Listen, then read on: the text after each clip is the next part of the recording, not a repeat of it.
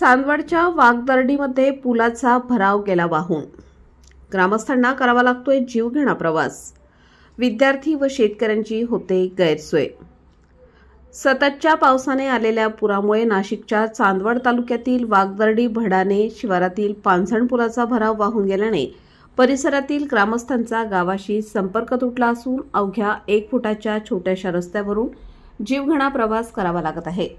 विद्यार्थी शेतकऱ्यांना 5 ते 8 किलोमीटरचा फेरफटका मारावा लागत असल्याने मोठ्या अडचणींचा सामना करावा लागत आहे।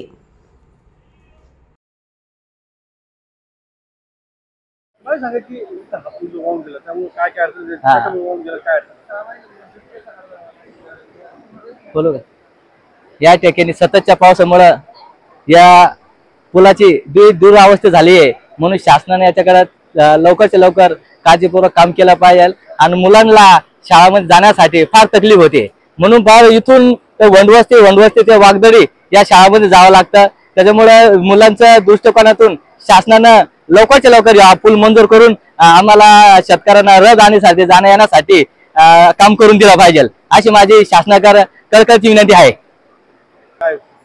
दळणवळणाची परिस्थिती अशी होऊन जाते की याच्यामुळे दळणवळण आमचं बंद होऊन जात आहे। त्याच्यामुळे लवकरच्या लवकर कळकळीची विनंती याच्यासाठी सांगतोय की लवकर झालं पाहिजे हे काम।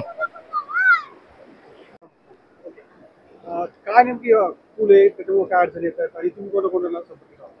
मी आमदार साहेबांना बी निवेदन दिलेलं आहे आणि तहसीलदार साहेबांना 2दा निवेदन दिलेलं आहे। आता खासदार साहेबांना निवेदन दिलेलं आहे।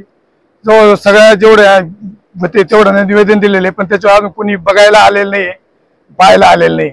पण आज थोडंसं डॉक्टर साहेबांना फोन केले, मग ते आज बघायला आले आणि अधिकारी बोलवले आणि अधिकारी बोलून आज त्यांनी थोडंसं विषय मार्गी लावला। काय नेमकी अडचण आहे, त्यामुळे काय त्रास होतो? अडचणी येण्या जाण्याच्या, वाहतुकीच्या, इकडून तिकडे माल व्हावा लागता, शेतीतली पिकं इकडून तिकडे घ्यावं लागतात, प्रत्येकाचं क्षेत्र इकडे बी आहे, क्षेत्र तिकडे बी, नदीच्या पलीकडे बी आहे, त्यांना जाण्या येण्याच्या खूप मोठ्या समस्या आहे।